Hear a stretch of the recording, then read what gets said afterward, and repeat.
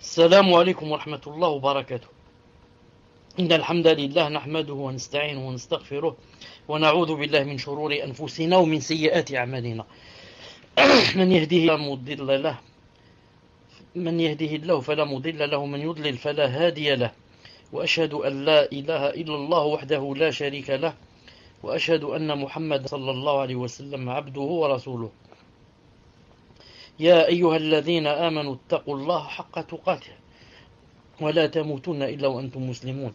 يا أيها الناس اتقوا ربكم الذي خلقكم من نفس واحدة وخلق منها زوجها وبث منهما رجالا كثيرا ونساء، واتقوا الله الذي تساءلون به والأرحام إن الله كان عليكم رقيبا.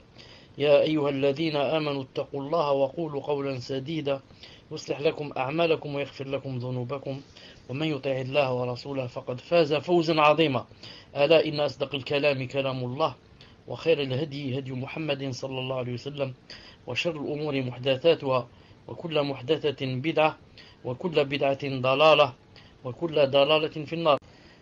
حياكم الله جميعا en cette soirée du mercredi 12 Safar 1434 de l'Hégire, ce qui correspond bi'idhnillahi ta'ala au mercredi 26 décembre 2012 bi'idhnillahi subhanahu wa ta'ala. Aujourd'hui, ainsi étaient nos pieux prédécesseurs, on va parler, incha'Allah ta'ala, on va parler de la crainte du commandement. La crainte du commandement chez les salaf, radiyallahu ta'ala anhum wa rahimahumullahu jma'in. Donc, on va commencer par lire, inch'Allah ta'ala, quelques extraits. Une seconde, inch'Allah.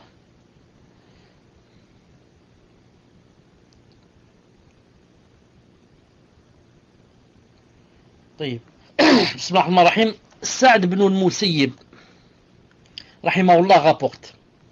Il a dit, Sa'd ibn Abi Waqqas, radiyallahu ta'ala anhu, envoya un homme à Abdurrahman, qui prononçait un sermon et lui a dit, mets-toi à la tête des gens.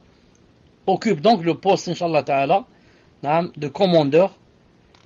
Alors Abdurrahman répondit, que ta mère te perde, que ta mère te perde. Personne ne peut occuper cette place après Omar radiallahu ta'ala anhu sans que les gens ne le blâment. Que ta mère te perde. Pourquoi? Car sache que personne ne peut occuper cette place. La place de commander les gens, commander les croyants. Personne ne peut occuper cette place après Omar radiallahu ta'ala anhu sans qu'il ne soit blâmé par les gens. Et Omar radiallahu ta'ala anhu, vous savez le degré de piété qu'il avait, le degré d'ascétisme, le degré de peur d'Allah, le degré d'intuition qu'il avait aussi, et au point où le prophète sallallahu alayhi wa sallam a dit dans un hadith authentique, il a dit, s'il y avait après moi un prophète, ce serait Omar. S'il y avait après moi un prophète, ce serait Omar. Cheikh Al-Albani a dit hadith authentique. Sha'bi rahimahullah rapporte. Il a dit, Omar dit à Ammar radiyallahu ta'ala anhuma, Fawzi, je te demande, barakallahu fik, si tu es présent, à chaque fois que je commence de citer quelque chose, écris-moi au numéro 1, car la connexion est mauvaise et je n'aime pas parler dans le vide alors que peut-être je suis déconnecté. Barakallahu fik.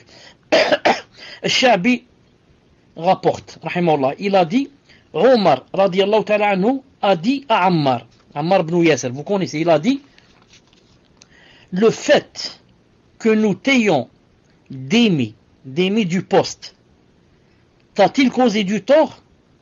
Tu avais un poste, masha'Allah, on t'a d'aimer du poste. T'a-t-il causé du tort? Il répondit, puisque tu en parles, alors, sache que le fait que tu m'aies nommé m'a causé du tort. Et le fait que tu m'aies d'aimer m'a causé du tort. D'émettre quelqu'un d'un poste, ce n'est pas facile. C'est pour cela, vous savez que c'est très difficile pour quelqu'un Surtout qui ne craint pas Allah subhanahu wa ta'ala. Quelqu'un qui n'est pas dans le din, quelqu'un qui est noyé dans la dunya, c'est très difficile, par exemple, de lui donner un poste, ensuite le lui enlever. Ce serait vraiment un châtiment pour lui. Une punition. Taïb. Donc, celui-là, qu'est-ce qu'il a dit? Il a dit, certes, quand tu m'as démis, ça m'a causé du tort. Mais, quelque chose en plus que ne disent pas les gens de la dunya, il a dit, et sache aussi que le fait que tu m'aies nommé m'a causé du tort. Alors que les gens de la dunya qui aiment la responsabilité ne sentent jamais de tort quand ils sont nommés. Bien au contraire, ils jubilent de joie. Ils exultent, ils sont très très contents. Très contents. Pourquoi? Parce qu'on leur a donné une responsabilité. Abd Samad ibn Ma'qal rahimahullah rapporte. Il a dit, on a dit à Wahb, oh Abdullah, tu avais des visions, tu nous en informais, tu avais des songes véridiques et à chaque fois tu nous en informais, tu nous disais ce que tu as vu dans les rêves, et alhamdoulilah, ils ont dit, et elle s'avérait exacte. À chaque fois que tu voyais quelque chose dans le songe, tu nous l'as raconté, elle s'exauçait. Mais maintenant, c'est-à-dire, tu ne nous racontes plus des choses pareilles. Il a dit, cela est bien loin. Cela est bien loin. Vous parlez d'un temps, classe, révolu. Il a dit, tout cela a cessé. Tout cela a cessé depuis qu'on m'a confié l'exercice de la justice. Tout cela a cessé depuis qu'on m'a confié d'être juge entre les gens. Tout cela a cessé depuis que on m'a donné une responsabilité. Classe, les beaux rêves et les rêves véridiques, les songes véridiques, tout ça c'est parti. Depuis que on m'a donné une responsabilité et je l'ai accepté. Non. C'est-à-dire que pour lui c'est comme une punition. Une punition d'avoir accepté ce poste. Alors Allah subhanahu wa ta'ala va t'enlever le fait de t'aider en te donnant des rêves, comme on dit, véridiques. Et vous devez sûrement savoir que le prophète sallallahu alayhi wa sallam a dit dans un hadith authentique, il a dit que plus la personne est véridique quand elle parle, plus quoi? Plus son rêve est véridique. Authentifié par Cheikh Al-Albani rahimahullah. Asdaqukum hadithan, asdaqukum ru'ya. Plus tu es véridique quand tu parles, plus tu vois des rêves véridiques. C'est pour cela que si tu vois que tu ne vois pas de rêves véridiques, alors il faudrait voir du côté du mensonge. Que peut-être tu es quelqu'un qui ne craint pas Allah subhanahu wa ta'ala dans cette chose-là et que de temps en temps tu mens ou alors tu mens beaucoup. Mais plus tu te surveilles, tu jures par Allah subhanahu wa ta'ala de te surveiller pour ne plus mentir, plus tu commenceras à voir des rêves qui à chaque fois quand tu les vois, ils vont s'exaucer bi'idhnillahi ta'ala. Et Allah subhanahu wa ta'ala dit dans le Coran Ala inna awliya Allah la khawfun alayhim wa lahum yahzanun. Il a dit, certes, les élus d'Allah n'auront ni peur, ni seront tristes. Ni peur, c'est-à-dire de ce qui les attend dans l'au-delà, ni seront tristes pour ce qu'ils vont laisser comme femme et épouse, etc. Allah Ta'ala veut dire, nous sommes. Naam. Ala inna awliya Allah la khawfun alayhim wa lahum yahzanun. Qui sont les élus d'Allah? Alladhina amanu wa kanu yattaqun. Ceux qui étaient croyants et qu'en plus de cela étaient pieux. Car tu peux être croyant, tu dis la ilaha Muhammad Rasulullah, khalas, tu es un croyant, tu es un musulman. Mais tu n'es pas pieux. Peut-être que tu bois de l'alcool, peut-être tu fais la zina. Et peut-être tu fais mille et une choses. Mais Allah Ta'ala a dit, les élus, mes élus sont ceux qui croient et qui en plus de cela ont la piété. Alladhina amanu kanu yattaqun lahumul bushra fil hayati dunya. Ils ont la bonne nouvelle dans cette vie. Ce verset a été expliqué par le prophète sallallahu alayhi wa sallam dans un hadith rapporté par Ahmed. Le Cheikh Al-Albani rahimahullah a dit sahih dans Sahih Al-Jami'. Qu'a-t-il dit sur ce verset? Il a dit lahumul bushra fil hayat dunya, il a dit ar-ru'ya salihah yaraha ar-rajulu salihu aw tura lahu. Il a dit, quand Allah Ta'ala a dit, ils auront la bonne nouvelle dans cette vie, il voulait dire par là, le songe véridique. Que Allah Ta'ala fait voir à la personne qui est pieuse, ou bien lui fait voir, yani, c'est la personne elle-même qui voit, ou bien par intermédiaire. Là, car des fois, c'est pas toi qui vois, mais tu rencontres une personne qui est masha'Allah et qui te dit, voilà, je t'ai vu dans un rêve, masha'Allah. Je t'ai vu dans un rêve, masha'Allah, en train de ceci et cela, de choses bien, par exemple, ou alors j'ai rêvé du prophète, il m'a demandé après toi, où étais-tu, ou bien, des choses qui, yani, te font beaucoup de joie, bi'idnillahi subhanahu wa ta'ala. Une seconde, inshallah ta'ala, une seconde.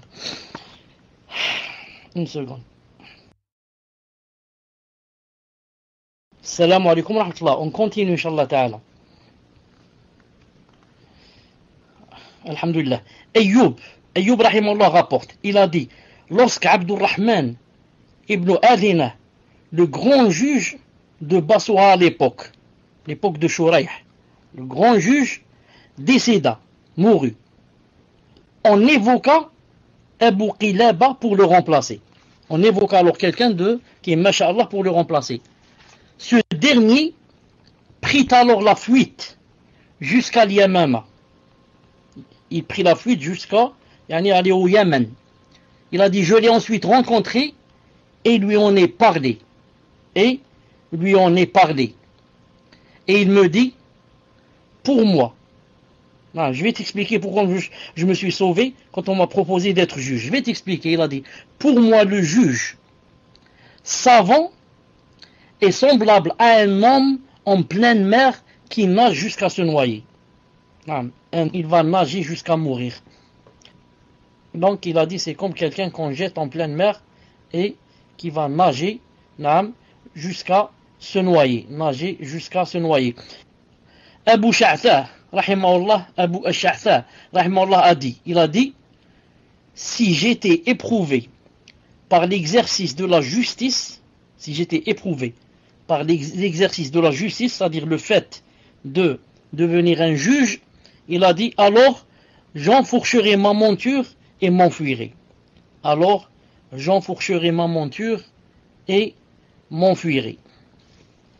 Mekhul, rahimahullah, a dit, plutôt qu'on me confie l'exercice de la justice.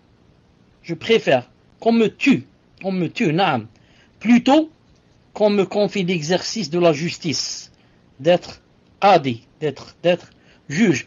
Et je préfère l'exercice de la justice à la responsabilité du trésor public. C'est-à-dire, plutôt que je ne devienne juge. Si je n'avais pas le choix, je préfère juge plutôt que... Hisham alayhi rahmatullah rapporte, il a dit, le gouverneur Malik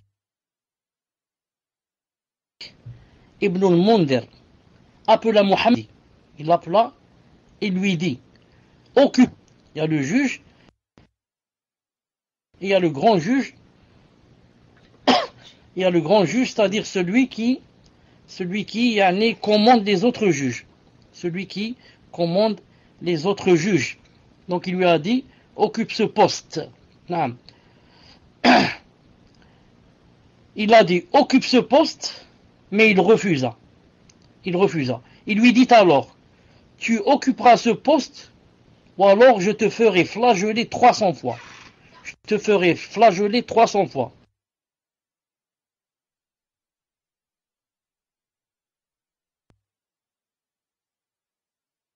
Il répondit,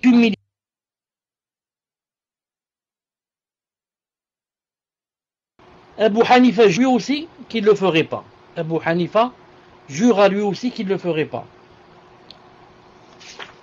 Alors Al-Rabi' ibn Hajib lui dit, le commandeur des croyants, normalement, c'est-à-dire tu devrais obéir. Comment? Le commandeur des croyants. Après, et toi, tu jures aussi. Alors il lui répondit, le commandeur des croyants a plus la capacité d'expier son parjure. Non, Muslim, est-ce que tu veux qu'on aille dans un autre salon, Muslim? Al-Muhim, quand Abu Hanifa rahimahullah n'a pas accepté d'être confié au poste de juge, Al-Mansur alors ordonna qu'on l'emprisonne. Et il mourut en prison à Bagdad. Et Abu Hanifa rahimahullah mourut en prison à Bagdad. Ibn al-Qasim rahimahullah a dit, il n'y a aucun bien dans la proximité vis-à-vis des gouverneurs. Il n'y a aucun bien dans la proximité vis-à-vis des gouverneurs. C'est-à-dire que les gouverneurs, plus la personne se rapproche d'eux, plus elle est sujette à rentrer, à tomber dans des fitnas.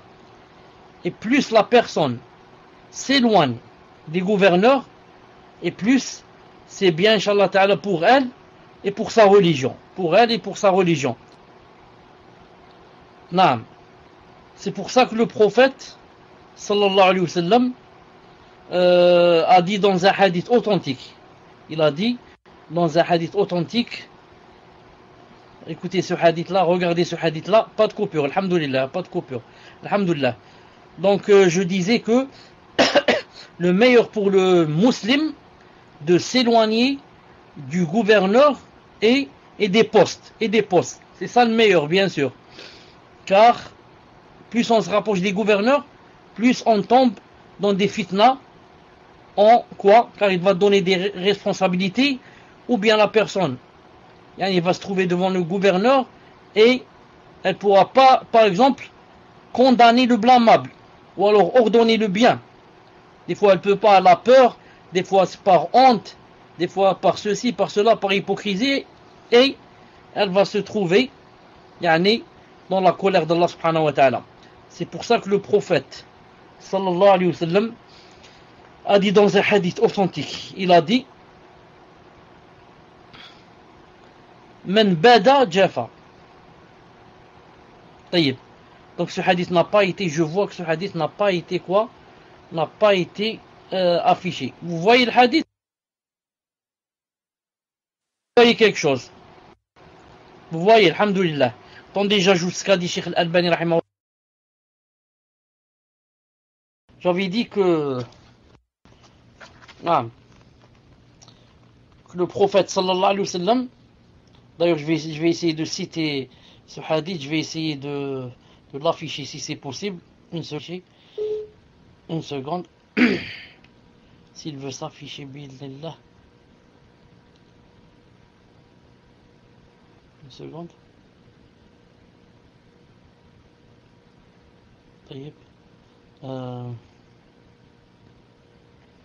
Dites-moi si c'est affiché.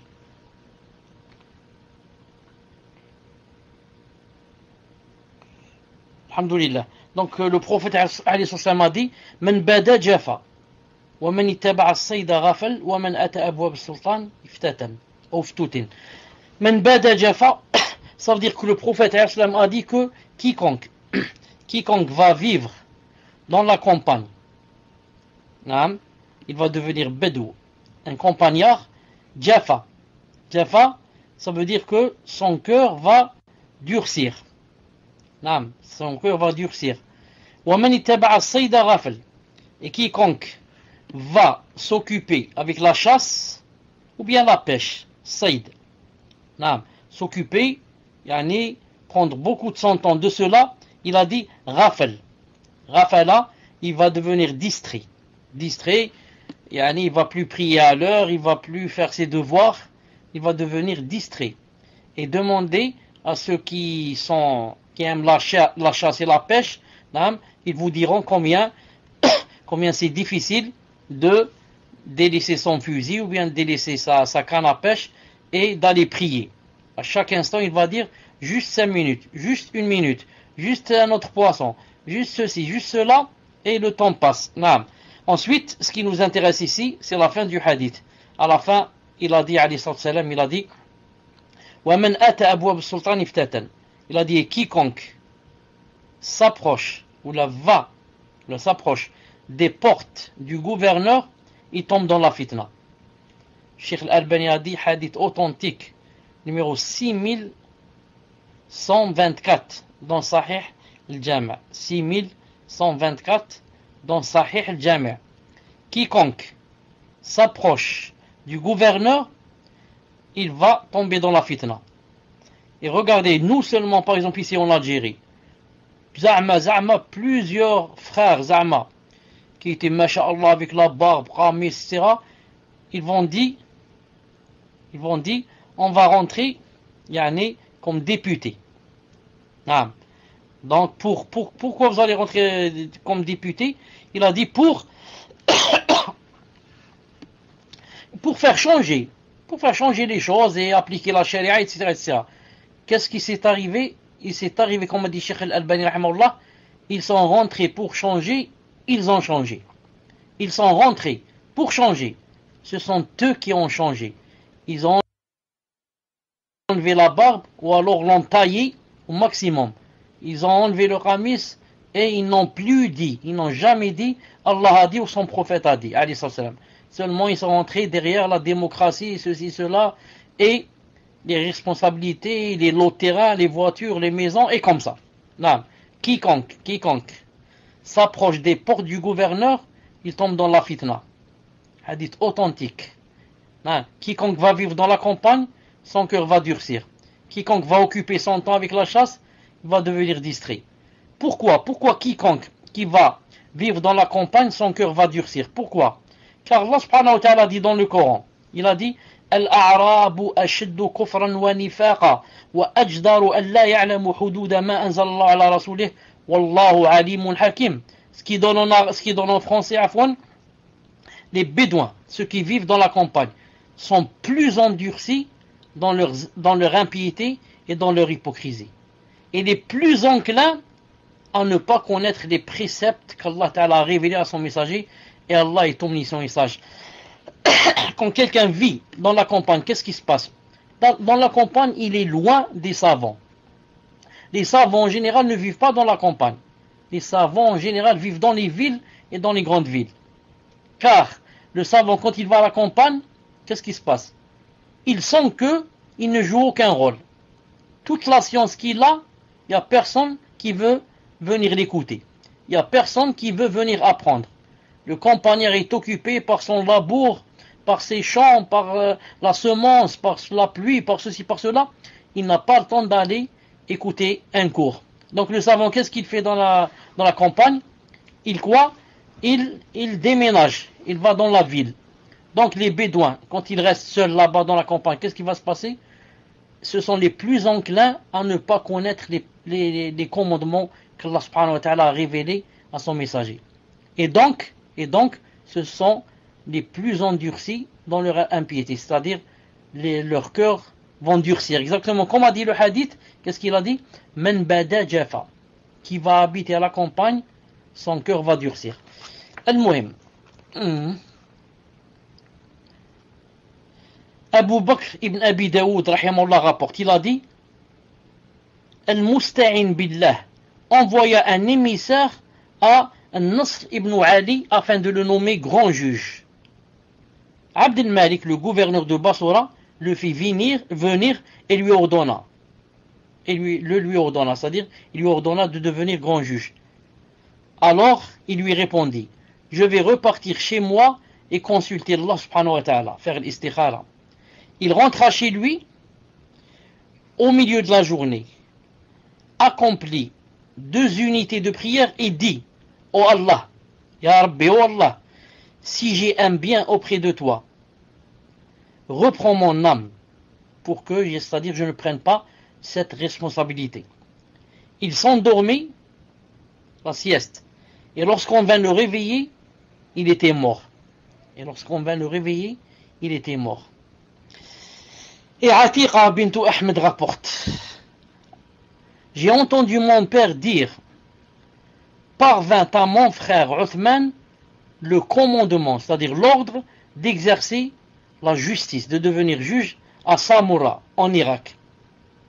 Et il dit, quand on lui a dit, on t'a ordonné de devenir juge, qu'est-ce qu'il a dit? Il a dit, vais-je être juge devant Allah? Vais-je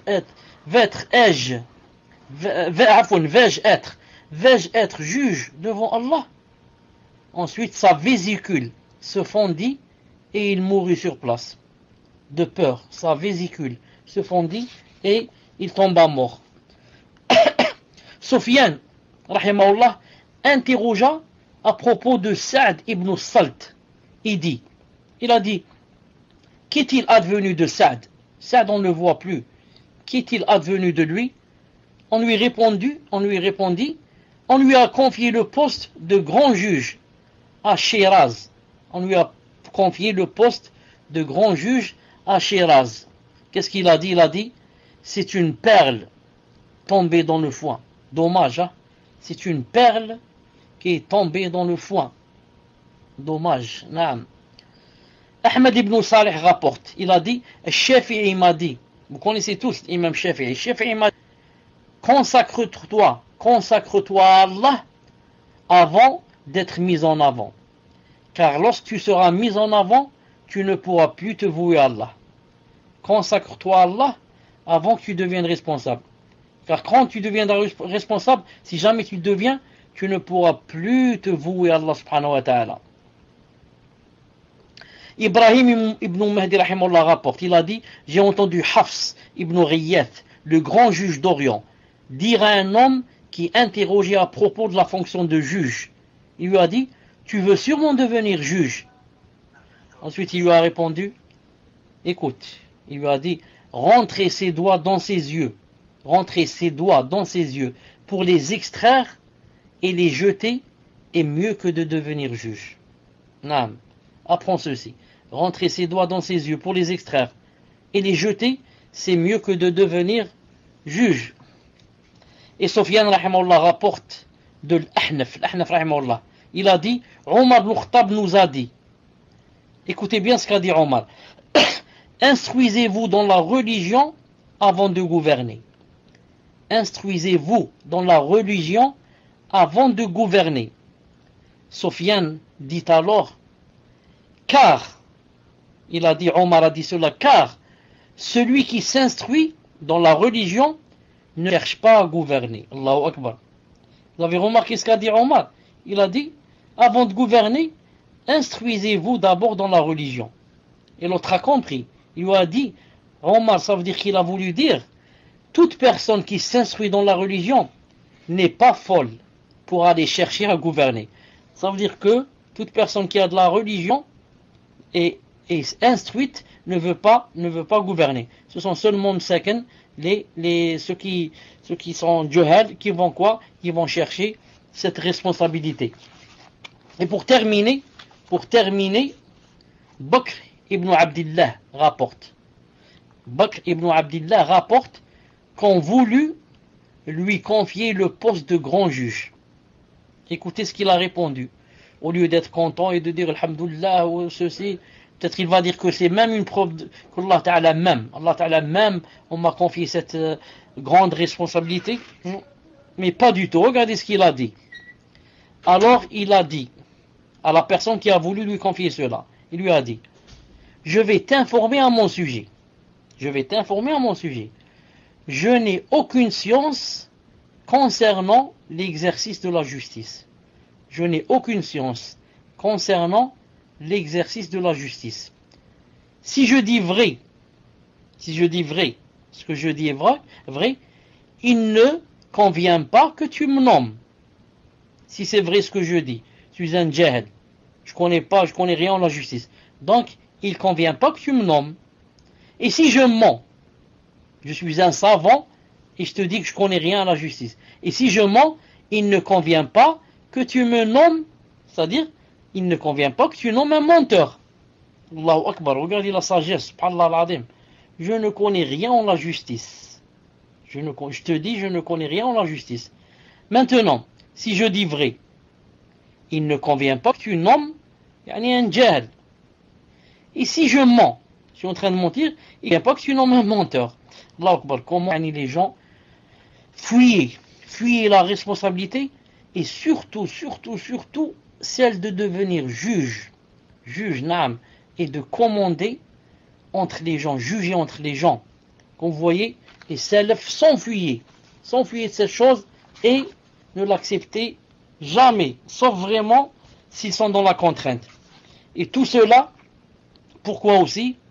Tout cela, écoutez ce qu'a dit le prophète sallallahu alayhi wa sallam dans cette chose, dans le fait de juger entre les gens. Écoutez ce qu'il a dit sallallahu alayhi wa sallam. Il a dit: Man ju'ila qadiyan bayna an-nas. Quiconque on lui a confié d'être juge entre les gens. Faqad dhubiha bighayri sikin. Alors il a été égorgé sans couteau. Subhanallah al-Azim. Cheikh Al-Albani a dit sahih. Regarde le numéro 6190 dans Sahih al-Jami'. Qu'a dit le prophète alayhi salam? Il a dit: toute personne qui va juger entre les gens et accepter la responsabilité d'être juge entre les gens, cette personne a été quoi? A été égorgée sans couteau. Qu'est-ce que ça veut dire? Ça veut dire que quelqu'un qu'on égorge, par là, c'est pas quelque chose de bien. On égorge un mouton, on n'égorge pas une personne. Donc, celui qui devient juge, on lui a fait deux choses. La première, on l'a égorgé. Quand on dit d'une personne, miskine, cette personne, elle est morte égorgée. Donc c'est vraiment quelque chose pas de bien. Et deuxième chose, égorgé sans couteau. Car si on égorge quelqu'un avec un couteau, au moins on dit alhamdoulilah ala kulli hal, qaddar Allah ma shafa'al, on l'a égorgé, il est mort, le couteau ne fait pas mal.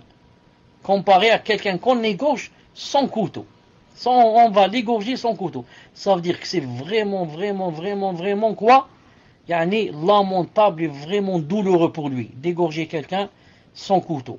Non, si au moins il y avait un couteau et le couteau était aiguisé, masha'Allah, ça a plus ou moins mal. Mais sans couteau, d'être égorgé, c'est vraiment difficile. C'est que le prophète veut vraiment nous faire peur, en général de la responsabilité, en particulier de celle de devenir juge. Donc puisse Allah subhanahu wa ta'ala nous préserver de la responsabilité et surtout d'être juge. Je vous dis subhanakallahumma wa bihamdik, ashhadu an la ilaha illa ant, astaghfiruka wa atubu ilayk. On va se rencontrer inshallah ta'ala quand vous êtes prêts. Assalamu alaikum wa rahmatullahi wa barakatuh. Première question du site, question d'un frère. Salam alaikum. Qu'Allah augmente votre science, cher. Ma question est au sujet de la zakat. Est-ce que l'on doit déduire ses dettes de l'argent pour le nisab? Exemple, quelqu'un qui a 4000 euros et doit 2500 à son père. Barakallahu fikum wa jazakumullahu khairan. Et cher, réécrivez-moi, car le PV là vous me l'avez refermé. Réécrivez-moi juste derrière, Inch'Allah. Tfadal, cher. Chauve muslim. Essaye, Inch'Allah ta'ala, tant que tu peux. Toujours. Quand c'est la première question, de la choisir qui a rapport avec le cours. Car pour ne pas casser le rythme, on parlait du juge de Lahore, il y en a plein, aucune, subhanallah al-azim. C'est drôle, là. Subhanallah al-azim. C'est-à-dire tout ce qu'ils ont entendu, et ça n'a rien suscité en eux qui ait rapport avec ça. Mais disons, on va penser du bien en disant que parce que personne d'eux n'est juge, ni n'a l'intention de devenir juge. Mais ils pouvaient par exemple poser la question: qu'en est-il par exemple pour le fait que quand on nous demande de juger dans la famille, pour un couple qui a un problème, quelqu'un nous demande de juger entre le mari et l'épouse, est-ce que ça rentre dans le hadith? Ça rentre pas. Et comme ça. Ma'alish, al-muhim. Pour la première question, il a dit au sujet de la zakat. Est-ce que l'on doit déduire ses dettes de l'argent pour le nisab? Exemple, quelqu'un a 4000 et doit 2500 à son père. Barakallahu fikum, jazakumullahu khairan. je dis à cette personne, la plupart des savants, la plupart, disent que on commence par déduire les dettes. On commence par déduire les dettes et ensuite, ce qui reste, on voit si on a le nisab, on donne la zakat. Et Cheikh bin Uthaymin, rahimahullah, et certains d'autres avec eux, dont je ne me rappelle pas le nom, je pense qu'il a dit aussi Cheikh l'Islam. Je pense, je ne suis pas très sûr. Mais Cheikh bin Uthaymin, c'est sûr. Qu'est-ce qu'il a dit? Il a dit non. Il a dit, on ne déduit pas quoi? On ne déduit pas l'argent des dettes. Mais de tout cet argent, on sort zakat et ensuite, on va payer les dettes. Car celui qui veut payer les dettes, qu'il les paye avant quoi? Qu'il les paye avant que l'année. Ou bien qu'il essaie de donner ses dettes avant quoi? Avant d'avoir le nisab par exemple. Et maintenant, quel est l'avis qu'il faut prendre des deux? Allah subhanahu wa ta'ala alam. Allah ta'ala alam. Tfaddal. Question suivante. Question d'une sœur sur le salon. Assalamu alaikum cher. Est-ce vrai que dans la ruqya, il y a divergence sur le fait de demander l'aide des djinns musulmans pendant la ruqya et que Ibn Taymiyyah l'avait fait pendant la ruqya, la personne qui sent un membre lourd. Essayez de bien écrire, Inch'Allah. Et pendant la personne qui sent un membre lourd, est-ce le mauvais œil? Jazakumullah khairan. Tfadal, Cheikh. Alaykoum salam, rahmatullah. Naam, il y a divergence dans le fait de demander de l'aide des djinns. S'ils sont musulmans, Cheikh l'Islam, rahimahullah, Ibn Taymiyyah, a permis cela. Il a dit s'ils sont musulmans et que tu demandes quelque chose qui ne se contredit pas avec l'islam. Il a dit c'est permis et il a cité, Cheikh l'Islam a cité dans Majmou' al-Fatawa que Omar ibn Khattab, radiyallahu ta'ala anhu, une fois a eu besoin de quelque chose et il a demandé à un djinn. Il y a un djinn musulman, il lui a demandé qu'est-ce qui se passe par exemple dans cette ville, ou bien peux-tu me rapporter des nouvelles ou quelque chose comme ça. C'est Cheikh l'Islam qui a cité ça de Omar ibn Khattab, radiyallahu ta'ala anhu. Et d'autres savants disent qu'il n'est pas permis, comme Cheikh al-Albani, rahimahullah. Il dit, et c'est vrai, si on va ouvrir cette porte, qu'est-ce qui va se passer? Il va se passer que on va rentrer dans le shirk. Il y a toutes les personnes, toutes les vieilles, toutes les femmes, toutes qui vont à chaque fois dire, oh toi le djinn, est-ce que tu connais ceci, est-ce que tu connais cela, où est ceci, où est cela, j'ai perdu ceci, j'ai perdu cela, tu sais pas où il se trouve, et comme ça. Et ensuite ils vont finir peut-être par l'adorer et lui demander des choses que c'est interdit de demander. Wallah subhanahu wa ta'ala alam. Et je pense qu'il vaut mieux prendre de cet avis qui dit que on leur demande pas de l'aide car comme vous savez, le djinn, déjà le fait de posséder une personne, il est devenu pervers en faisant cela. Il n'a pas le droit de posséder une personne. Donc il est devenu pervers. Et un pervers, toi, comment qu'on dit, c'est-à-dire tu le crois. Quand tu lui demandes une chose, il te répond. Comment tu peux pas le croire? Car le verset dit, s'il y a un pervers qui vient avec une nouvelle, il faut quoi? Il faut, je cherche le verbe, il faut vérifier. Non. Enfin, la personne dit, si une personne sent un membre lourd, est-ce le mauvais œil? C'est possible. Non, c'est possible. Donc c'est possible que elle masse par exemple ce membre, son bras là, elle le masse par exemple avec de l'huile d'olive, surtout si elle est dedans par exemple le Fatiha. Wallahu ta'ala alam. Tfaddal. Question suivante, question d'une sœur sur le site. Assalamu alaikum cher, hayakumullah. Pouvez-vous répéter qui a dit rentrer ses doigts dans ses yeux pour les retirer et les jeter est meilleur que d'être juge? Est-ce Ibn Omar radiallahu anhu qui a dit introduisez-vous avant de gouverner, instruisez-vous avant de gouverner, car celui qui s'instruit ne voudra pas gouverner. Barakallahu fikum, qu'Allah vous accorde le paradis et vous préserve de l'enfer, ainsi qu'à tous les musulmans. Amin. Tfadal Cheikh. Wa alaykoum salam wa rahmatullahi wa barakatuh.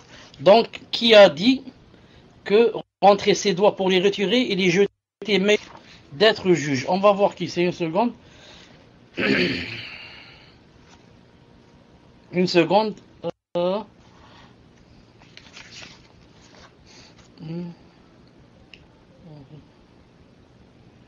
طيب. Donc je lis. Ibrahim ibn Mahdi rapporte.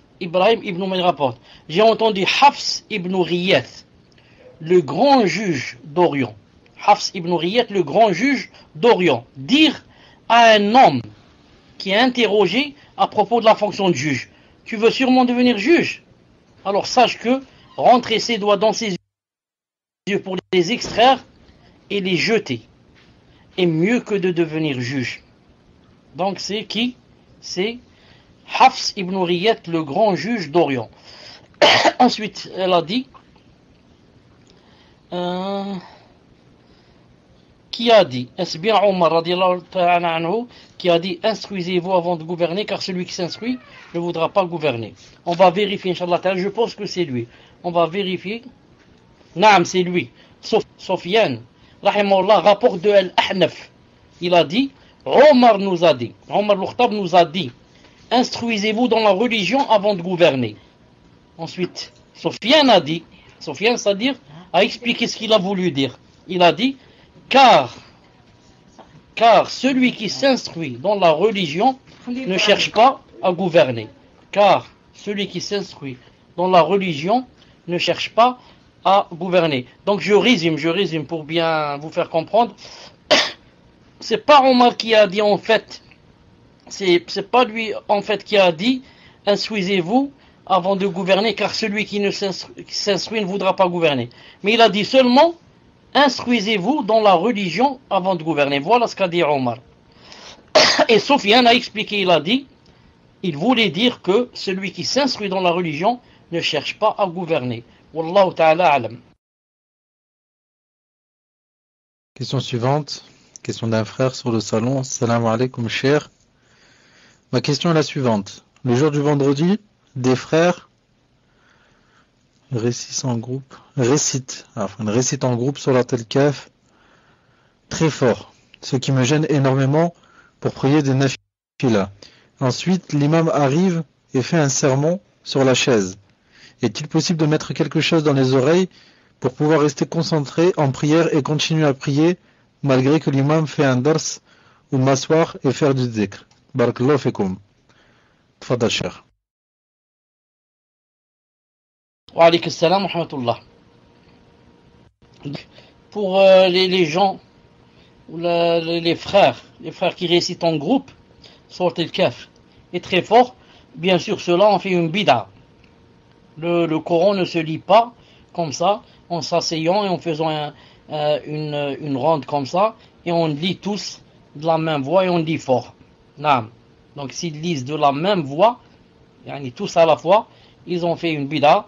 Et maintenant s'ils lisent fort et très fort, ils auront aussi des péchés, car le prophète sallallahu alayhi wa sallam a dit dans un hadith qui se trouve dans le Mawta de l'imam Malik rahimahullah, hadith authentique, il a dit: la yarfa'u ba'dukum ala ba'din sawtahu bil Qur'an, la tarfa'u aswatakum ba'dukum ala ba'd bil Qur'an. Il a dit, il a interdit, il a dit: ne levez pas, ne haussez pas le ton, vos voix, les uns sur les autres en lisant le Coran. Donc quand quelqu'un lit le Coran dans la mosquée, s'il le lit seul, pas en groupe c'est bid'a. S'il le lit seul, il n'a pas le droit de lire à voix haute pour gêner les autres. Il n'a pas le droit de lire à voix haute pour gêner les autres. Donc cette personne dit, ensuite l'imam vient et fait un sermon sur la chaise. Est-il possible de mettre quelque chose dans les oreilles pour pouvoir rester concentré et prier et continuer à prier malgré que l'imam fait un dars, ou m'asseoir et faire du dhikr? Je pense, Wallahu ta'ala alam, que c'est difficile de prier Quand quelqu'un qui fait un dars, en même temps qu'il y a le micro à l'intérieur de la mosquée, etc., il vaut mieux s'asseoir et faire du dhikr. Il vaut mieux s'asseoir et faire du dhikr, subhanahu wa ta'ala. Sauf si tu peux prier et rester concentré. Mais je ne te conseille pas de mettre comme ça des choses dans tes oreilles, car ça risque de faire des problèmes, de faire des machakil, et les gens vont parler de toi, et qu'est-ce que c'est ça, et qu'est-ce qu'il a inventé, et qu'est-ce qu'il fait, etc. Et les salafs ne l'ont pas fait. Les salafs ont fait ça quand ils entendaient de musique. Comme a fait Abdullah ibn Omar. Une fois, il est passé devant quelqu'un qui jouait de la flûte, il a mis ses doigts dans ses oreilles.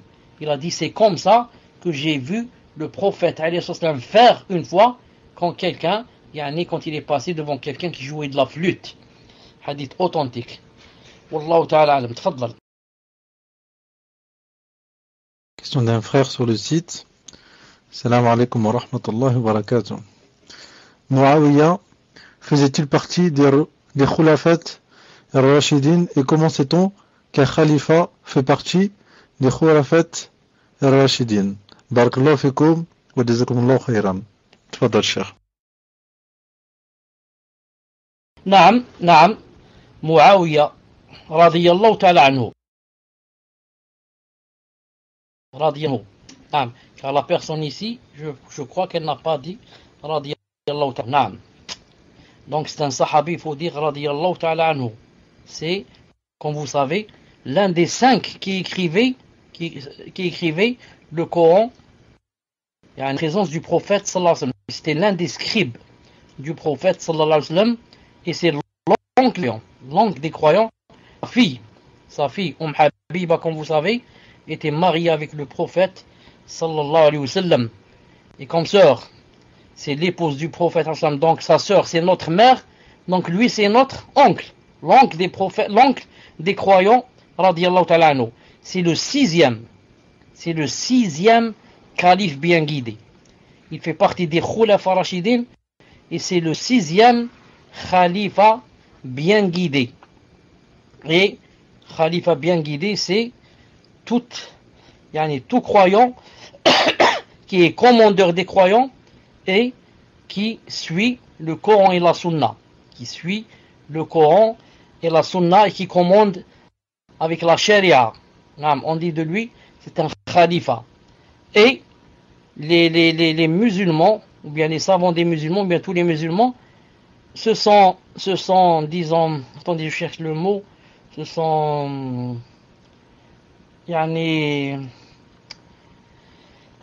istalahu, comment on dit ça en français, c'est-à-dire, disons, ils se sont mis d'accord pour dire que on appelle quelqu'un khalifa Rashid, s'il a fait partie pendant les 3 décennies, les 3 siècles où le prophète al-Islam a fait la tazkiya, Donc je répète, Muawiyah radiyallahu ta'ala anhu fait partie des Khulafa Rashidin et c'est le 6e bi'idnillahi ta'ala. Tfaddal. Question d'une sœur sur le salon. Salam alaikum wa rahmatullahi wa barakatuh. Est-ce que pouvez-vous nous parler des 2 anges, Harut et Marut, barakallahu fikum? Tfaddal Cheikh.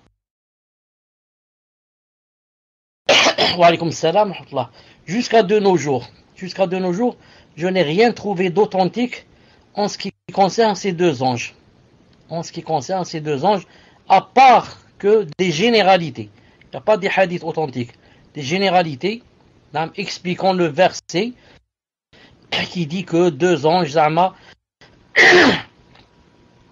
on demandait à Allah subhanahu wa ta'ala de descendre pour appliquer, etc., car les êtres humains faisaient beaucoup de fautes, etc. Et quand ils sont descendus, ils ont fait beaucoup de fautes, etc. Et que Allah subhanahu wa ta'ala les a punis, etc. Mais je dis, il n'y a aucun hadith comme ça, clair en ce sens. C'est pour ça que, Inch'Allah ta'ala, dans le prochain cours, j'essaierai de faire de plus amples recherches pour vous rapporter, Inch'Allah ta'ala, ce qu'ont dit les savants sur ces 2 anges, bi'idhnillah ta'ala, si j'arrive à trouver quelque chose, de plus détaillé, bi'idhnillah ta'ala. Naam. Pour le prochain cours, Inch'Allah ta'ala. Tfaddal. Question d'une sœur sur le site. Salam alaikum Sheikhana. Je prends des cours d'arabe avec une enseignante égyptienne sur internet. C'est une très bonne enseignante, masha'Allah. En quelques semaines, elle m'a beaucoup fait progresser. J'aimerais la remercier pour sa patience. Pourriez-vous m'écrire une doua en arabe pour que je lui dise qu'Allah la récompense pour sa patience et sa gentillesse, barakallahu fikum. Tfadal Cheikh. واسمك ابن محمد الجزائري est-ce que tu es là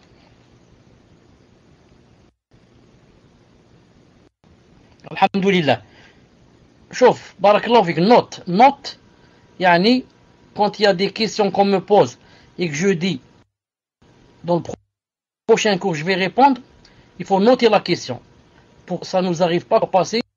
يعني on m'a posé 3 questions et après je suis resté 2 ou 3 jours à chercher quelles sont les 2 questions. Une je l'ai retenue et les 2 autres je les ai oubliées. Jazakallahu khairan de noter يعني que يعني la première question d'aujourd'hui c'est en ce qui concerne les 2 anges. طيب Muslim, pour celle qui vient de poser la question maintenant, pouvez-vous m'écrire une doua en arabe pour que je lui dise, c'est-à-dire lui écrire la doua où, ici dans le salon ou bien comment? Tfadal. Naam, cher, soit sur le salon ou alors en PV pour lui faire parvenir, Inch'Allah. On peut la retrouver facilement, Inch'Allah, la sœur. C'est pas un souci. C'est comme vous préférez, cher. Soit sur le salon, soit on la fait parvenir en PV.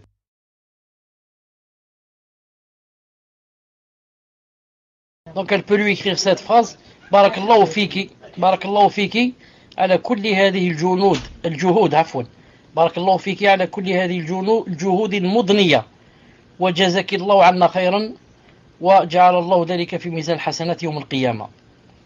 بارك الله فيك على كل هذه الجهود المضنية وجزاك الله عنا خيرا وجعل الله ذلك في ميزان حسنات يوم القيامة. Elle peut donc faire copier-coller, Inch'Allah Ta'ala, et la lui envoyer. Tfadal Inch'Allah Ta'ala pour l'autre question. Tfadal pour la transmission de Assam ou quelque chose comme ça. Tfadal. Donc la sœur qui vient de poser cette question, qui a demandé la doua, elle a fait également un petit rappel en indiquant qu'il y a un séminaire cette semaine à la mosquée de Saint-Étienne, diffusé sur Paltalk tous les jours après chaque salat du 25 au 30 décembre. Les cours sont dispensés donc par le cheikh qui est cité, qui est un élève qui a étudié avec Cheikh Al-Uthaymin, rahimahullah. Donc question suivante, cheikh, question d'un frère sur le salon. Assalamu alaikum. Lorsque j'arrive à la prière en commun, en retard, et que l'imam en est à la deuxième raka'at. Pour moi, c'est la première. Lui va faire le tashahhud et je vais le suivre, mais à la fin de ma prière, afwan. J'aurais fait 3 tashahhud. Est-ce que ma prière est valable? Barakallahu fikum cheikh et merci aux admins. Tfadal cheikh. Wa alaykum salam wa rahmatullah wa barakatuh. Naam, c'est comme ça que tu dois faire. Justement, si tu ne fais pas comme ça, ta prière n'est pas valable. Il faudrait que tu fasses 3 tashahhud dans cette salat pour qu'elle soit valable. Naam, car tu as raté une raka. Tu vas le trouver dans la deuxième. Donc tu t'assois avec lui pour faire yani, le premier tashahhud. Le premier tashahhud, lui va faire le tashahhud. Et ensuite, tu vas te lever, tu vas faire le deuxième avec lui aussi, si c'est salat al-maghrib. Et ensuite, tu vas faire le troisième, naam, bi'idnillahi ta'ala, avec lui. Naam. Maintenant, si c'est salat al-isha, tu le prends, tu arrives à la deuxième rak'at, donc tu fais avec lui le tashahhud. Ensuite, vous levez. Vous allez faire 2 rak'at. Ensuite, faire le tashahhud, le deuxième. Ensuite, lui il dit salam alaikum. Et toi tu te lèves, tu fais encore le troisième tashahhud bi'idnillahi ta'ala. Tfadlal. Question suivante, question d'une sœur sur le site. Assalamu alaikum wa rahmatullahi wa barakatuh. La question concerne un frère. Hayakumullah. Cheikh, qu'Allah Ta'ala vous accorde le Firdaus ainsi qu'aux admins. Amin. Ma question est médicale et très importante. Je suis un homme de 32 ans avec un poids trop important, pratiquement 140 kg. Allahumma barak. Mon médecin m'a dit que je risque de graves maladies pouvant entraîner la mort. Sachant que j'ai fait beaucoup de sabab pour perdre du poids, toutes sortes de régimes, perte et reprise du poids, mon médecin m'a fortement conseillé une opération très efficace qui consiste à supprimer la taille de l'estomac de 2/3, qui s'appelle sleeve gastrectomie. Ma question est, m'est-il permis de faire cette opération? Jazakumullahu khayran. Wallahi hafizakumullah. Qu'Allah subhanahu wa ta'ala vous récompense grandement pour tout ce que vous faites pour nous. Tfadal Cheikh. Inch'Allah ta'ala, il n'y a aucun mal à faire cette opération. Car ça rentre dans quoi? Dans le fait, ce n'est pas pour se parer, ni pour s'embellir, mais c'est pour quoi? C'est pour se soigner. C'est pour se soigner.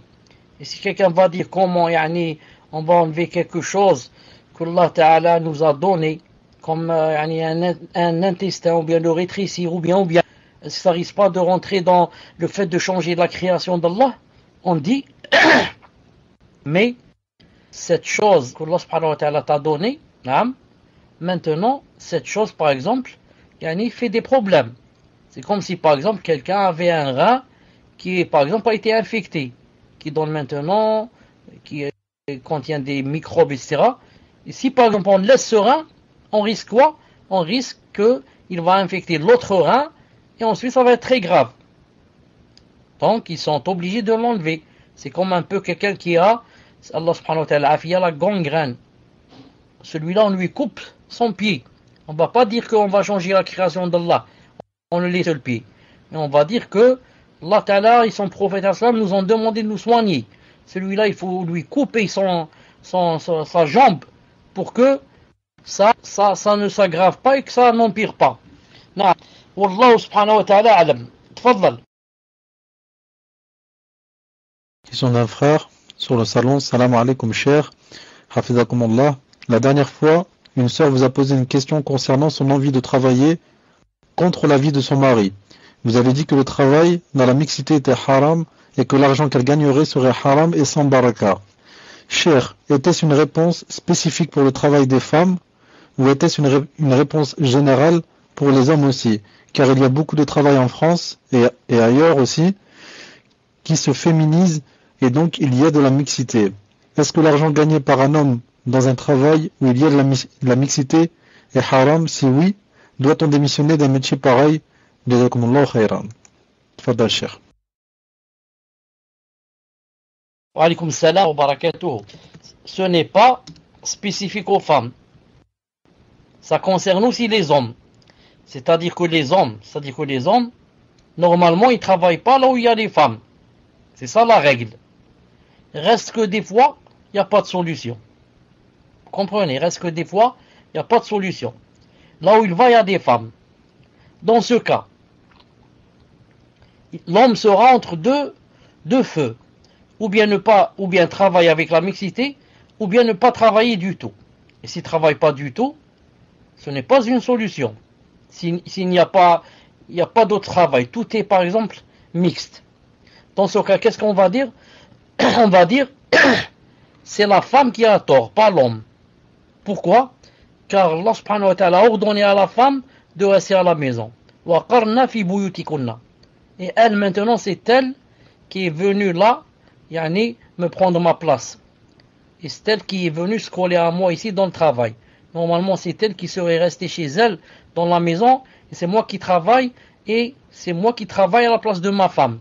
Ma femme, elle reste, masha'Allah, gâtée dans sa maison avec ses enfants, à s'occuper de son ménage et de ses enfants.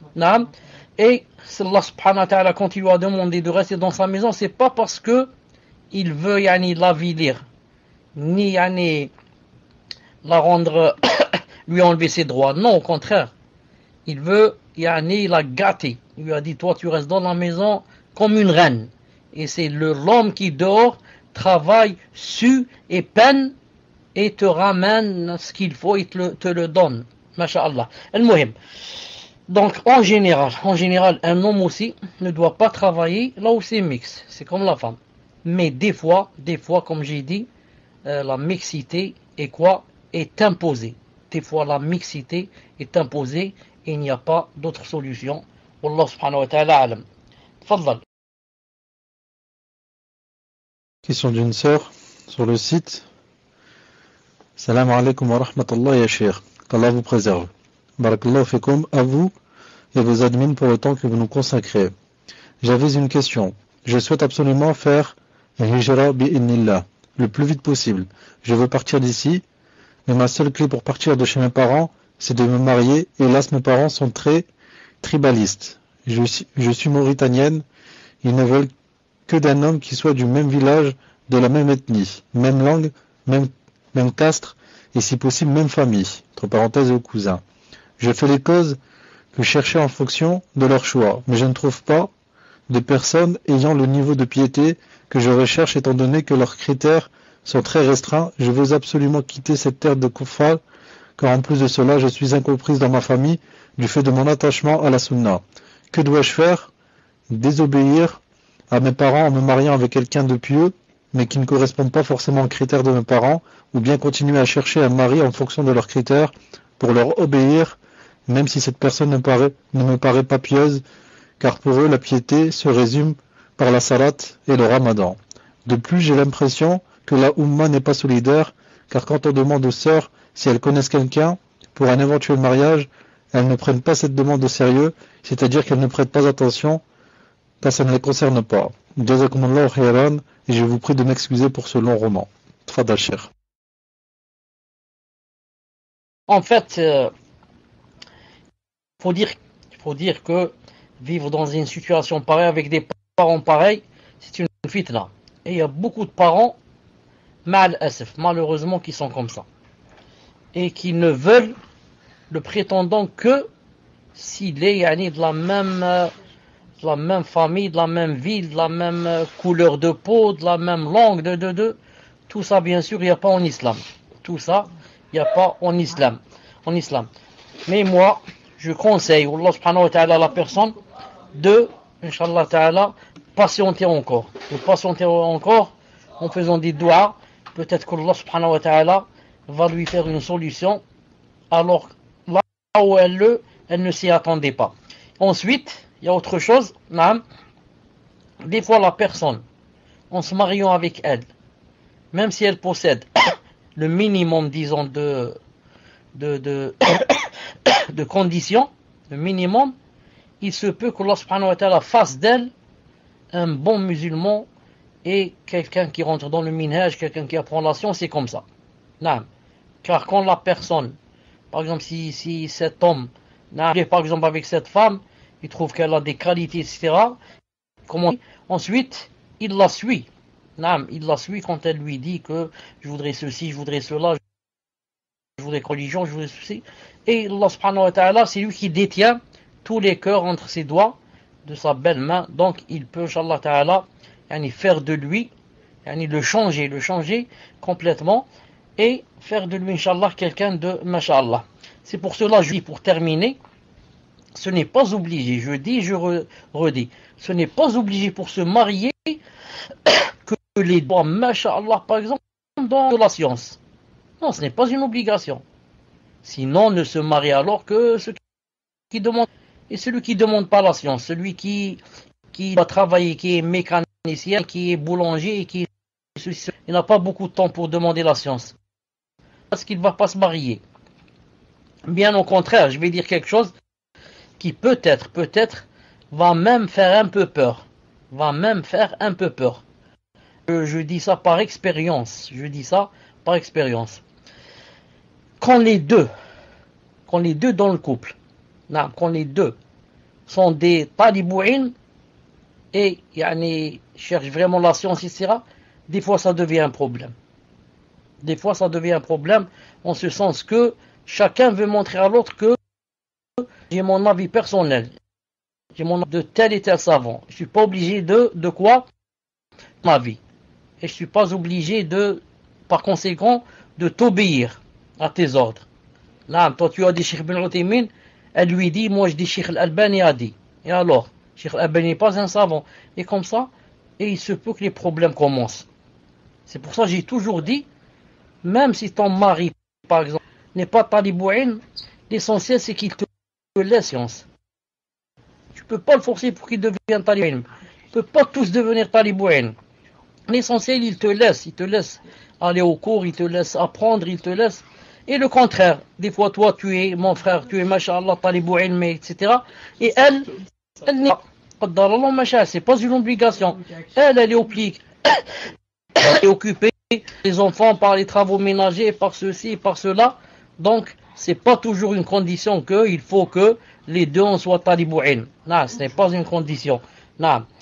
Donc, je demande à Allah subhanahu wa ta'ala d'aider cette sœur et de lui faire une solution incessamment, une solution qui la ravirait bi'idhnillahi ta'ala. Ensuite, elle a terminé en disant que c'est dommage que beaucoup de sœurs, d'après elle, qui ne donnent pas beaucoup d'importance quand on leur demande si elles connaissent quelqu'un de mariable.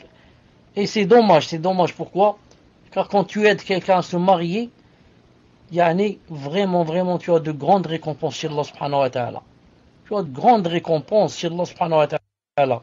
Tu as aidé à fonder une famille. Et, subhanallah al-azim, tous les enfants qu'ils auront, etc., tu as été la cause, bi'idhnillahi ta'ala. La cause. Même quand ils vont avoir des enfants, ils vont prier, ils vont lire le Coran, tu recevras, inshallah ta'ala, une partie de quoi? Une partie de hasanat. Pour avoir été la cause de les unir bi'idhnillahi ta'ala. Et comme a dit le prophète al-Islam, il a dit le meilleur d'entre vous, c'est celui qui est plus utile aux gens. Plus tu es utile aux gens, le meilleur. C'est pour ça que le prophète al-Islam a dit, si je vais marcher avec mon frère, il a dit comme ça, que je marche avec mon frère dans une de ses affaires, jusqu'à ce que il jusqu'à ce qu'il ait son affaire, il a dit, c'est mieux pour moi que de rentrer dans la retraite pieuse pendant un mois dans ma mosquée. Subhanallah al-azim. Hadith rapporté par Muslim. Il a dit que j'aille avec mon frère. Ça marche aussi que j'aille avec ma sœur. C'est une sœur, sa sœur. Que tu ailles avec ta sœur pour l'aider, pour faire qu'elle fasse quelque chose qu'elle cherchait, qu'elle voulait, quelque chose qui n'est pas haram, c'est mieux que de rester un mois dans la mosquée i'tikaf, dans la retraite pieuse, rapportée par Muslim. Qu'en est-il maintenant? Tu aides ta sœur à se marier.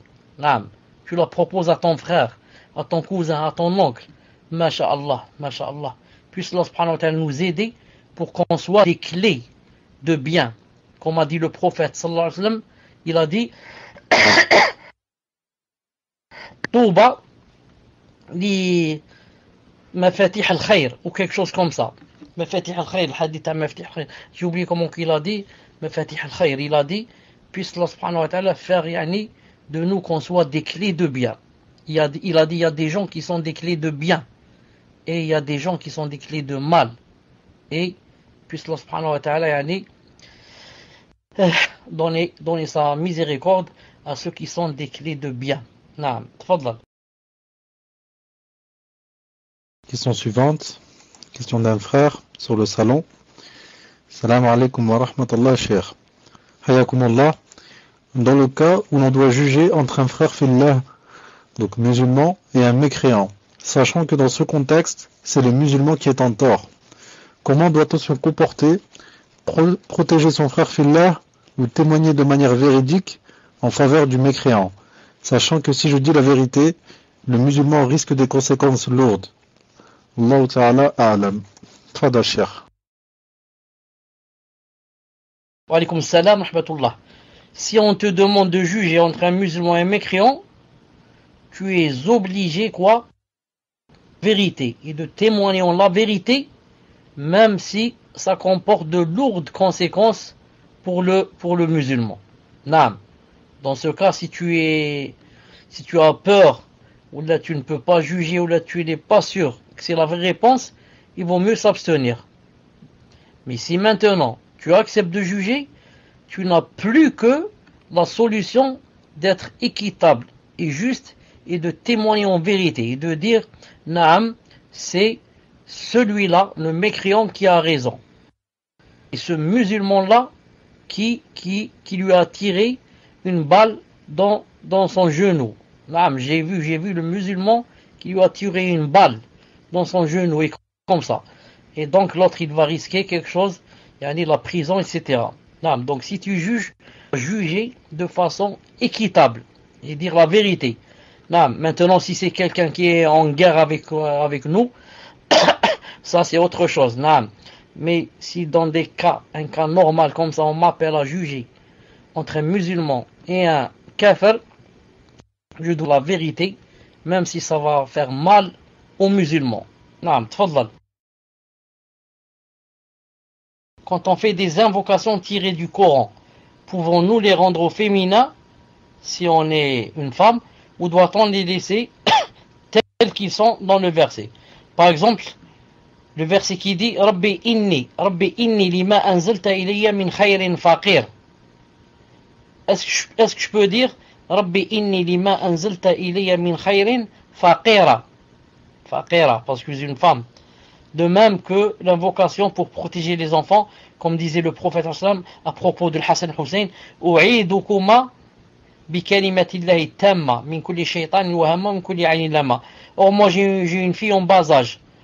Dois-je dire U'iduki au lieu de U'idukuma? Je réponds, Inch'Allah Ta'ala, pour le Coran, le verset qu'elle a cité du Coran. Si elle est en train de lire le Coran, bien sûr qu'elle ne doit rien changer. Mais si elle dit comme ça, comme des doigts, non, car c'est maintenant faire des choses du Coran et elle ne les récite pas en tant que Coran, mais en tant que doigt. C'est pour ça que, par exemple, quand on est dans la prosternation, si par exemple de lire, mais si tu lis des choses, des doigts qui sont dans le Coran, c'est permis. Pourquoi? Car maintenant tu n'es plus en train de lire le Coran, tu es en train de faire des invocations. Dans le sujoud, par exemple, je peux dire Rabbana atina fid dunya hasanatan wa fil akhirati hasanatan wa qina adhaban nar. Alors que c'est un verset. Et le hadith a interdit de lire le Coran dans le sujoud. Mais là, je ne suis pas en train de lire un verset, mais je suis en train de faire des doigts avec un verset. La même chose ici pour sa petite fille. Quand elle lui fait des doigts, elle lui dit U'iduki, toi. Naamti. Et le prophète, la preuve, il a dit U'idukuma, car ils étaient deux, Hassan et Hussein. S'ils étaient trois, il aurait dit U'idukum kalimatillahi tamma. Et comme ça. Naam. C'est pour ça que le hadith de, par exemple, اللهم إني عبدك ابن عبدك ابن أمتك نصيتي بيدك ماض فيها حكمك عدل فيها قضاؤك أسألك بكل اسم هو لك. À la fin du hadith, Cheikh Ben Baz a dit, rahimahullah, il a dit que si c'est une femme, elle dit pas Allahumma inni abduk, mais elle dit Allahumma inni amatuk ibn amatik. Inni amatuk ibn amatik. Naam. Wallah subhanahu wa ta'ala alam. Tfadlal. Amatuk bintu amatik. Bintu, pas bnu. Bnu c'est pour le garçon. Tfadlal. Question d'une sœur sur le salon. Salam alaikum cher. Vous avez dit tout à l'heure que c'est une bid'a de lire en groupe, de lire le Coran en groupe. Mais est-ce possible de le réciter en groupe, c'est-à-dire un verset après l'autre, pour l'apprendre? Barakallahu fikum wa hafizakumullah,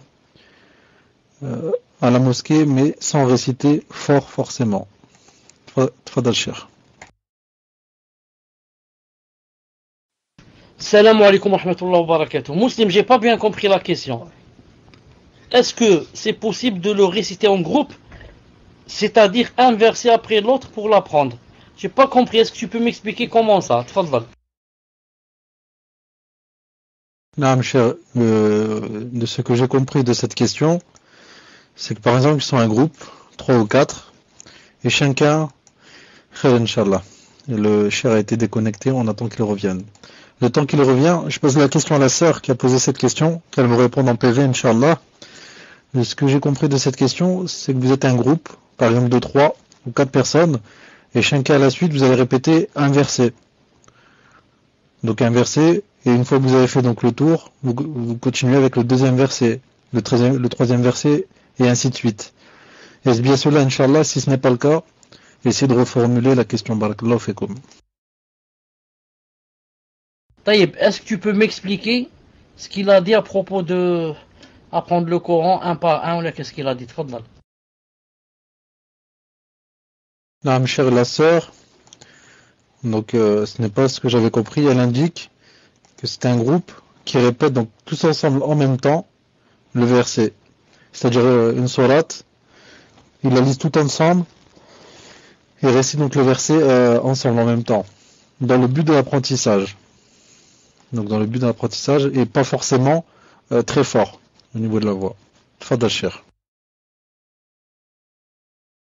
Ils lisent ensemble, avec la même voix, juste pour le but de l'apprentissage, pas le but de réviser ou de réciter ou là. S'ils lisent comme ça, Cheikh Ibn Uthaymin rahimahullah a dit c'est permis.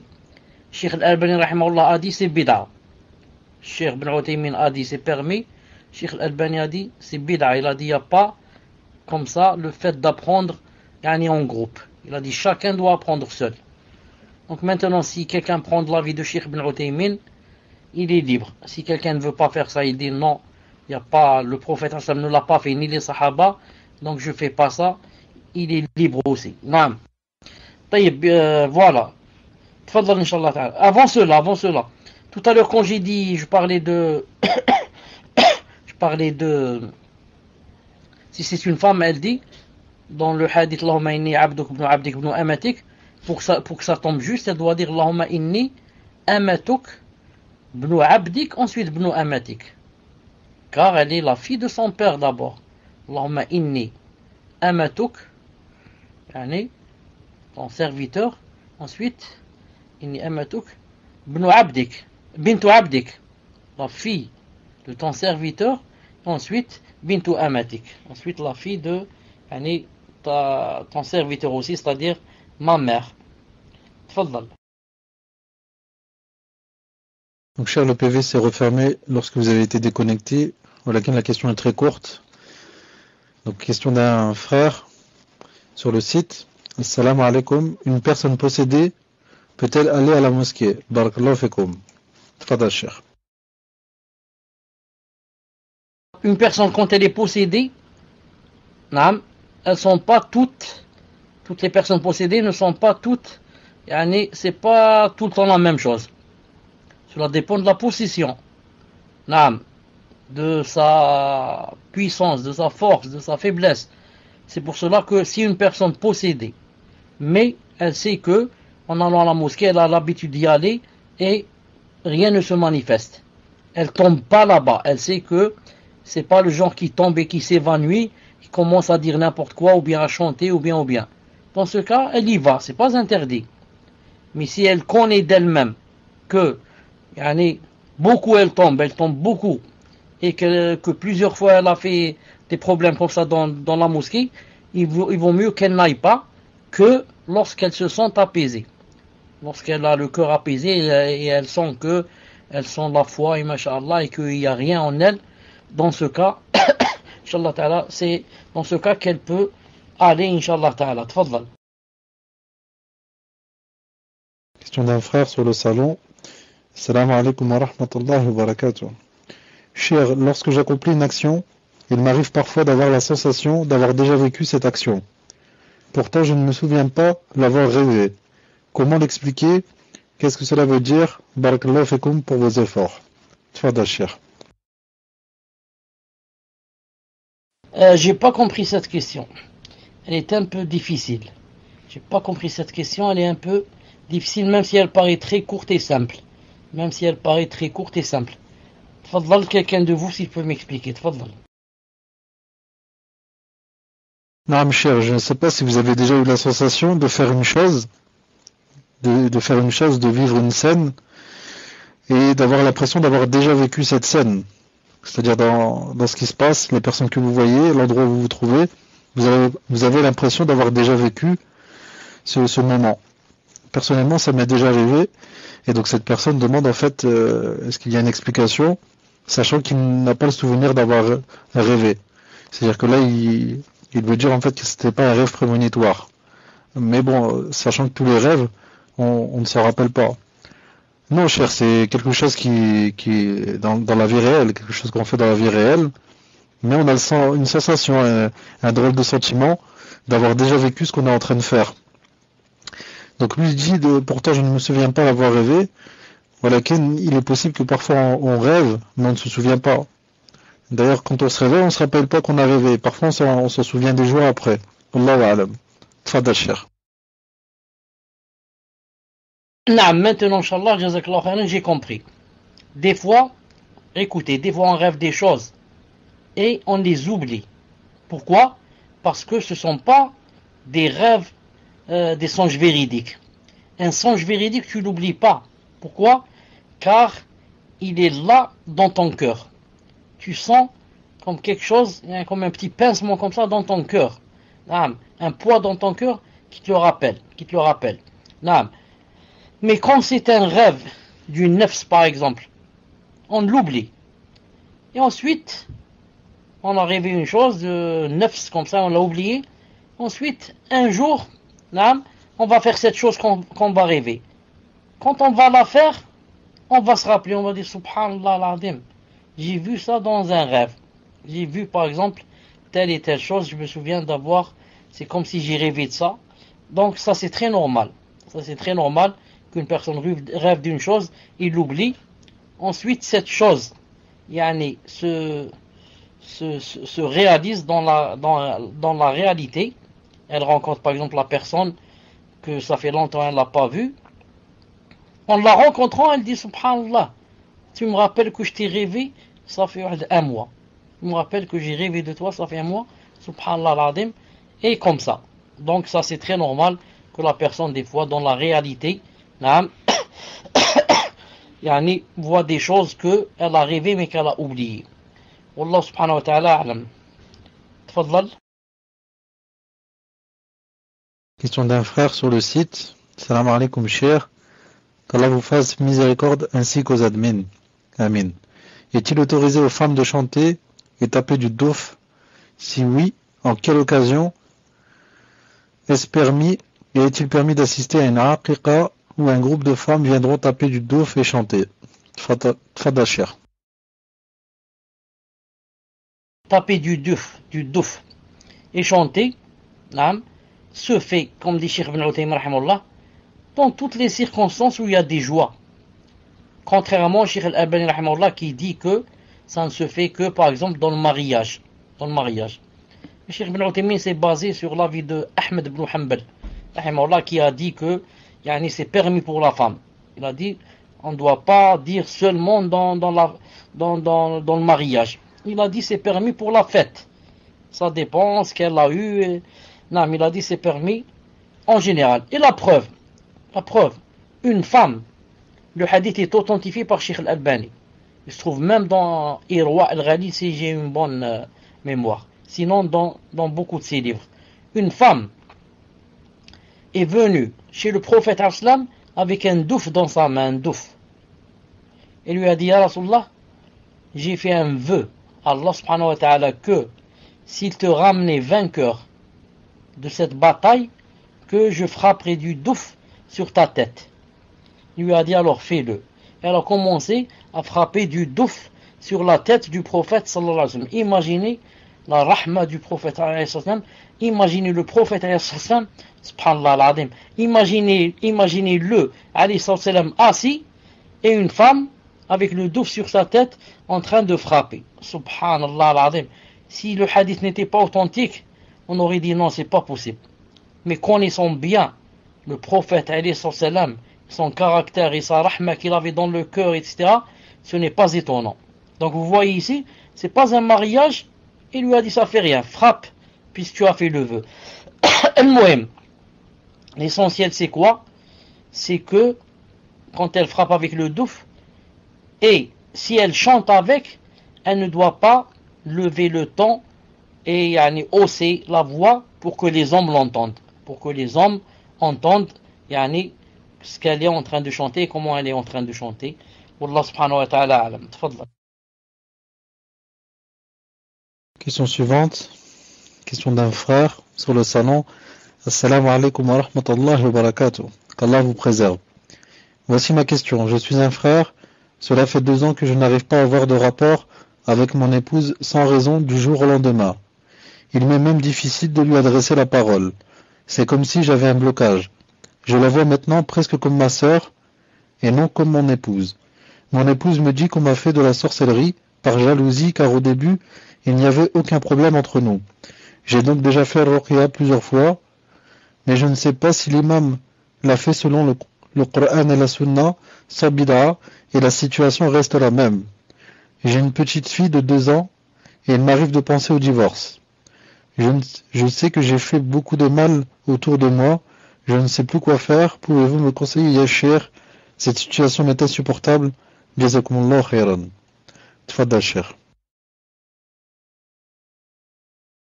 Naam, vous m'entendez? Le frère qui a posé cette question a dit à la fin de sa question, qu'est-ce qu'il a dit? Il a dit une phrase que tu n'as pas lue, bien sûr.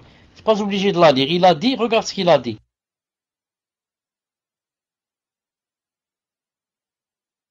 Il a dit, min fadlikum, la question est très urgente.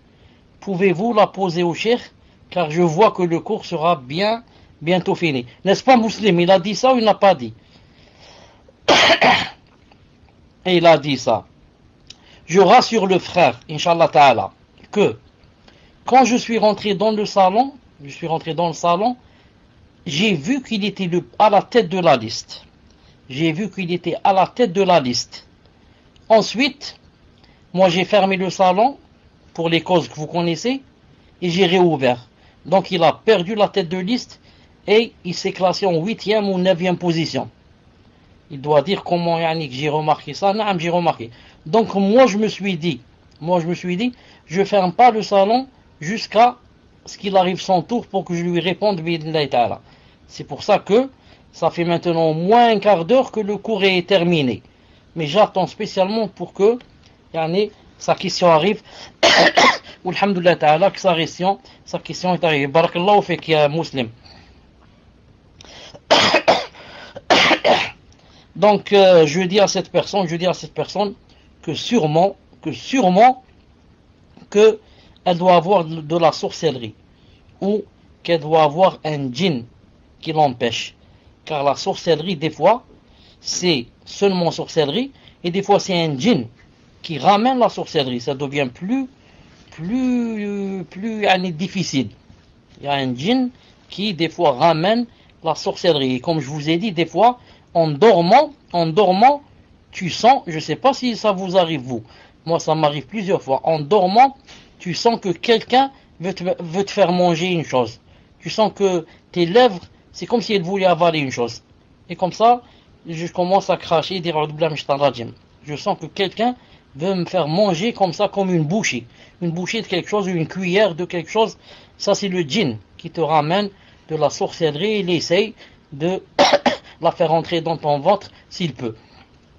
Et moi, je dis à cette personne que, puisqu'il a fait une ruqya ou 2 ou 3, ça ne veut pas dire qu'il n'a pas, car ça ne suffit pas. Moi je connais des gens qui, leur djinn s'est manifesté après peut-être 2 ou 3 années de ruqya, pour qu'il s'est manifesté. Il y a des djinns qui sont vraiment courageux, vraiment forts, vraiment rusés, vraiment ceci, et qui fait son possible pour ne pas se montrer, pour ne pas se manifester. Et s'il peut tenir comme ça des années, il tient. Pour que la personne dise, moi je n'ai rien, alhamdoulilah. Donc je dis, si lui doit faire, Inch'Allah Ta'ala, des doigts et la ruqya, naam, s'il voit que sa femme patiente avec lui, car il est en train de la priver de ses droits. Je veux dire par droit intime. Si elle patiente et elle dit, moi j'accepte, moi ça ne fait rien pour moi ces choses-là, j'accepte. Dans ce cas, il reste avec elle, il est en train de faire, Inch'Allah Ta'ala, la ruqya. Si sa femme, maintenant, il sent qu'elle est dans les problèmes, et que, elle cherche ses droits, et que maintenant, lui, il ne peut plus les lui donner, il devrait, la libérer. Il devrait la divorcer pour que ses droits n'aillent pas, dans le vent. Ça, c'est dans le cas où il sent qu'elle veut ses droits et qu'il lui fait du tort et qu'elle est triste, elle est ceci. Il lui propose, il lui dit si tu veux, je te divorce. Non. Mais avant cela, il essaie, Inch'Allah Ta'ala, de se soigner et de faire des ruqya, de faire beaucoup de doigts à Allah subhanahu wa ta'ala. Ensuite, il y a aussi des choses qu'on appelle avec les herboristes. Vous connaissez les herboristes? Les herboristes, des fois, quand on tombe sur quelqu'un qui est un bon herboriste, des fois, il peut donner des choses qui fortifient la personne et qui peuvent éveiller la personne. Car ce n'est pas à 100% que c'est de la sorcellerie. Moi, j'ai dit comme ça. Mais c'est pas sûr à 100%. Il est possible que ça soit dû à une fatigue, à quelque chose. Donc, des fois, on tombe sur un bon herboriste, il donne des fois des choses qui, bi'idhnillahi ta'ala, sont profitables. Donc voilà, Inch'Allah Ta'ala, pour le cours d'aujourd'hui. C'est dommage si je vais m'arrêter car il est déjà tard. Et je m'excuse pour ceux qui ont la main levée, je ne suis pas arrivé à leur tour. Tfadhal. Barakallahu fikum, cher, d'avoir agi de cette façon. Jazakumullah khayran. Sachant que les personnes, même si vous m'écrivez de faire passer votre question avant les autres, je ne peux pas, ça ce sont des consignes qu'on a reçues du cher. Une question qui m'arrive, je vais la prendre à l'ordre, Inch'Allah. Juste une dernière question, cher, par rapport à une question qui vous a été posée la dernière fois. En fait, vous aviez oublié une partie de la réponse sur une question, et je vais vous lire rapidement un petit passage, et Inch'Allah, vous allez vous en rappeler.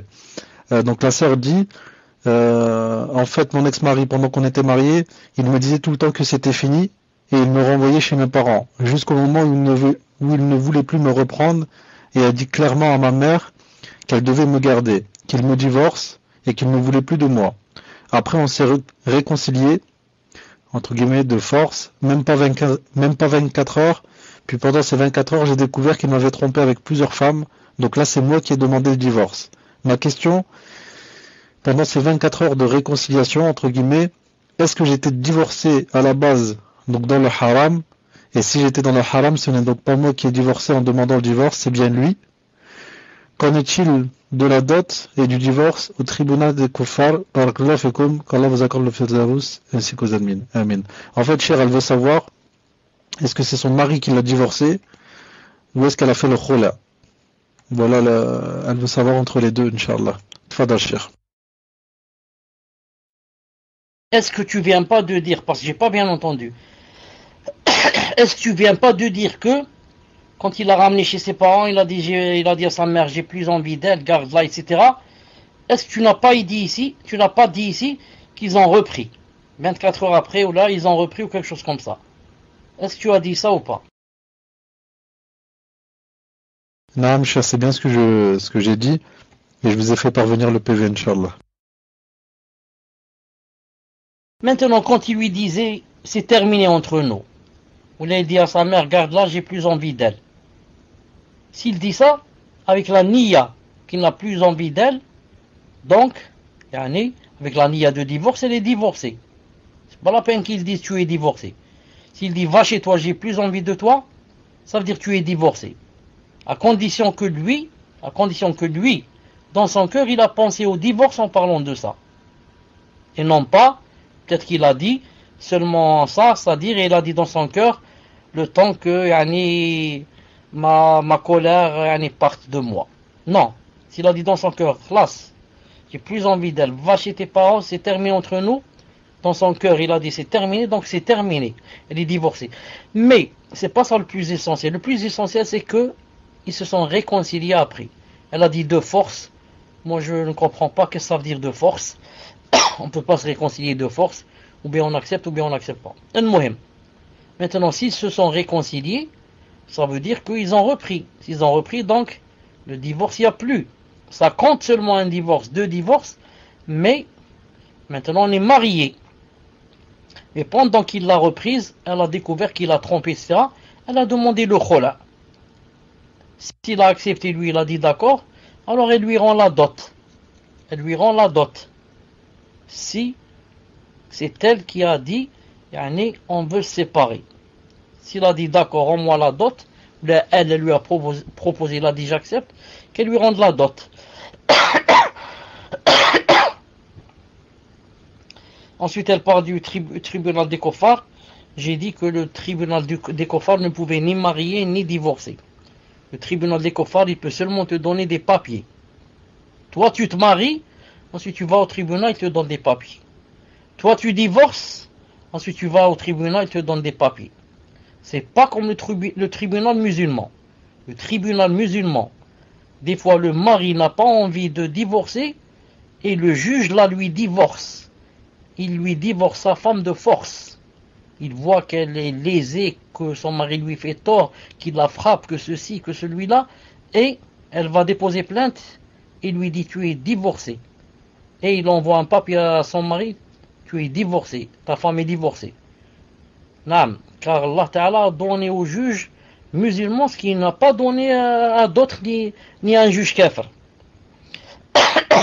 Donc elle doit voir, Inch'Allah Ta'ala, elle, avec son mari, si c'est elle qui lui a proposé la dot, alors qu'elle lui donne la dot. C'est pas la peine qu'elle dise c'est beaucoup, ceci, cela, ma'alish. Qu'elle lui donne sa dot, l'essentiel qu'il la laisse tranquille. L'essentiel qu'il l'accepte et qu'il la laisse tranquille. Je vois, d'après ce qu'elle raconte, que c'est pas quelqu'un avec lequel on peut vivre. Surtout quelqu'un qui a quoi? Quelqu'un qui a trahi. Ou quelqu'un qui a trahi et qui a fait cette chose-là, il vaudrait mieux s'éloigner de lui, même si je lui dois lui donner tout l'or du monde, qu'il me laisse seulement tranquille et il me laisse commencer une nouvelle vie avec quelqu'un de masha'Allah, avec quelqu'un masha'Allah de pieux, de ceci, de cela. Naam. Wallah subhanahu wa ta'ala alam. سبحانك اللهم وبحمدك أشهد أن لا إله إلا أنت أستغفرك وأتوب إليك السلام عليكم ورحمة الله وبركاته